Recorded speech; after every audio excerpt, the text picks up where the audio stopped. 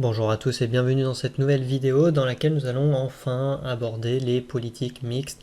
Donc c'est un petit peu l'aboutissement du modèle ISLM, hein. Là on va partir sur 4 vidéos où on va étudier les différents types de politiques mixtes qui peuvent arriver. Donc une politique mixte, c'est quoi? C'est la combinaison d'une politique budgétaire et d'une politique monétaire.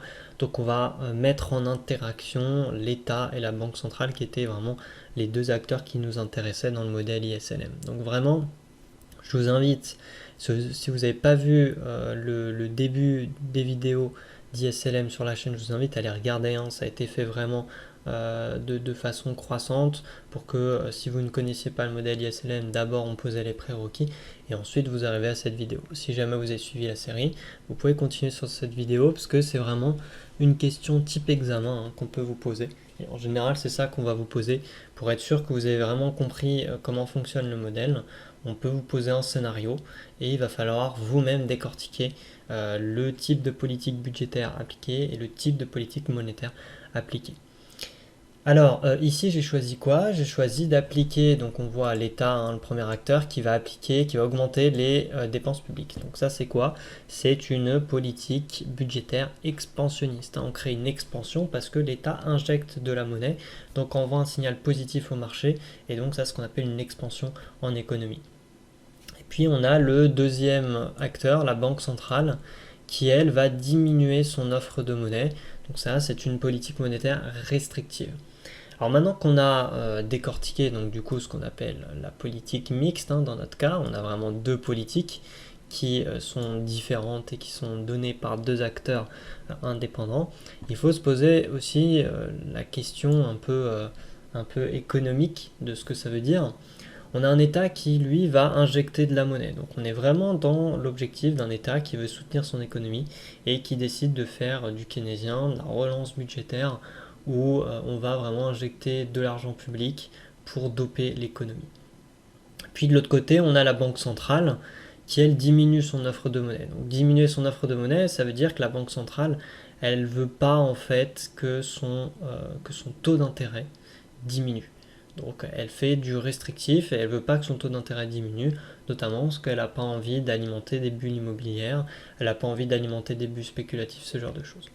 Mais bon, on va le voir. On va repartir du coup avec nos graphiques. Donc là, en petit 1, j'ai le graphique des biens et services qui sous-tend la courbe IS, hein. Rappelez-vous, la courbe IS, c'était la synthèse des interactions et des équilibres du marché des biens et services. Et puis ici en petit 2, je vais avoir le marché monétaire et qui sous-tend la courbe LM. Donc la courbe LM synthétisait les interactions et l'équilibre sur le marché monétaire. Et puis ensuite, j'ai ma représentation ISLM qu'on va détailler. L'objectif à la fin de cette vidéo, c'est que vous sachiez du coup refaire ces trois graphiques et surtout détailler vraiment tout ce qui se passe et donner une conclusion. Alors, l'État du coup augmente la dépense publique, hein. C'est l'État qui va agir sur le marché des biens et services. Donc c'est lui qui va commencer. Et comme il augmente la dépense publique, il y a une composante positive ici de la demande, à chaque fois, demande de D1 à D2. On a une augmentation, hein, de D1 à D2. Donc vraiment, hein, comme on additionne des termes qui sont positifs et qu'on augmente G, forcément la demande prévue va augmenter. Comme la demande prévue augmente, on va avoir ici une augmentation du revenu. C'est toujours la même chose, on l'a déjà fait dans plein de vidéos. Cette augmentation du revenu va se traduire ici d'une variation ici de Y1 à Y2 et un décalage de IS comme ceci vers la droite. Donc initialement on était sur un état stationnaire de A et puis là on va se décaler petit à petit vers B, toujours sur la courbe LM1 parce qu'on n'a toujours pas parlé de la Banque centrale. Donc pour l'instant c'est ce qui se passe. L'État est content, il a injecté sa dépense publique et il veut que son revenu comme ça total augmente. Sauf que le revenu qui augmente, forcément, le revenu est une composante positive de la demande de monnaie. Plus les individus ont du revenu, plus ils vont demander de la monnaie pour des motifs de transaction, de spéculation, etc. Je vous invite à regarder la vidéo sur les motifs de détention de la monnaie. En tout cas, ça va augmenter. Ici, ça augmente. Donc la courbe de demande, elle va augmenter. Et normalement, l'offre de monnaie reste stable. Si l'offre de monnaie reste stable et qu'on a une augmentation de la demande, on va avoir une offre de monnaie qui va être inférieur à la demande, ça crée un déséquilibre sur le marché monétaire et donc le prix de la monnaie va augmenter. Donc ici on voit, au final, si on le trace, on va avoir un R2, hop, c'est pas très précis, un R2 qui augmente. Le R2 augmente parce qu'on a ce déséquilibre. Et du coup, c'est pour ça que comme le R2 augmente, on sait que dans le revenu, donc le revenu c'est quoi? C'est Y égale à C plus I plus G.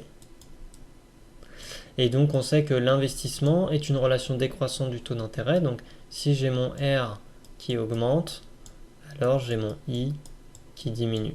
Et donc on avait un effet d'éviction, rappelez-vous la vidéo précédente, un effet d'éviction où on aurait IS qui se redécalerait un tout petit peu comme ça, parce qu'on aurait érodé un petit peu l'investissement privé. Mais pour l'instant on va mettre de côté cet effet d'éviction. Pourquoi?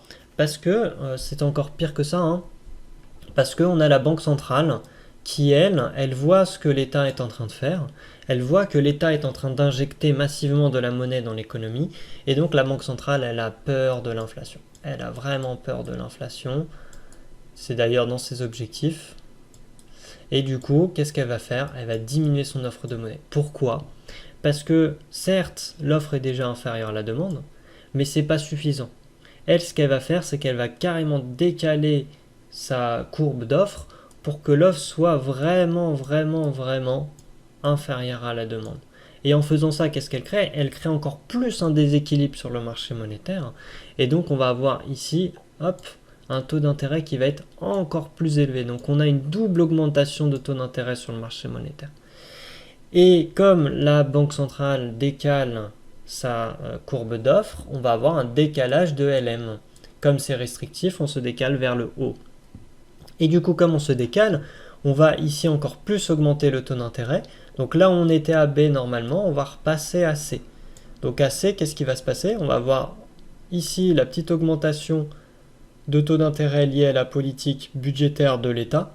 Et ici, l'augmentation du taux d'intérêt liée à la politique monétaire, cette fois-ci restrictive, de la Banque centrale. Donc cette double augmentation vient ici totalement évincer, totalement éroder l'investissement.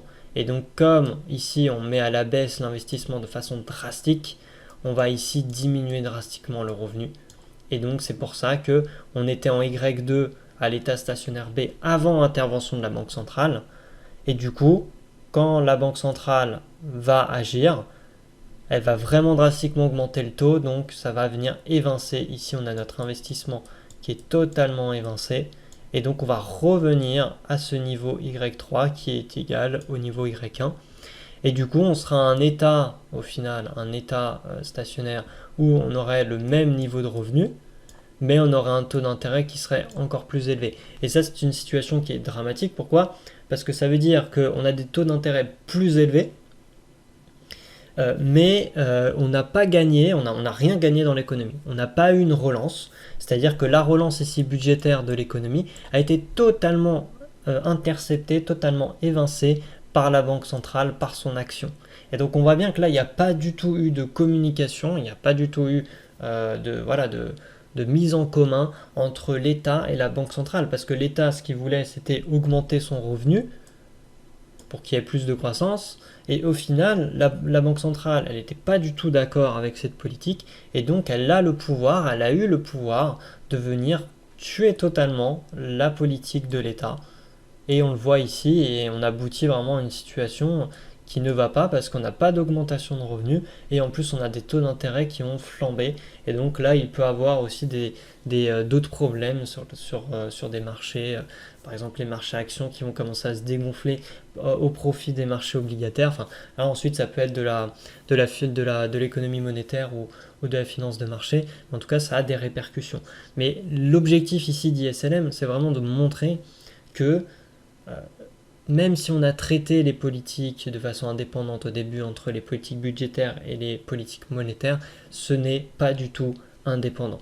On est obligé, à partir du moment qu'il y en a un qui bouge, que l'autre soit à peu près d'accord avec la direction que prend l'État ou la Banque centrale, parce que sinon on aboutit vraiment à des phénomènes qui ne vont pas du tout. Donc là vraiment, il n'y a pas eu de mise en commun entre la Banque centrale et l'État. Et du coup, ça, voilà, c'est pas viable.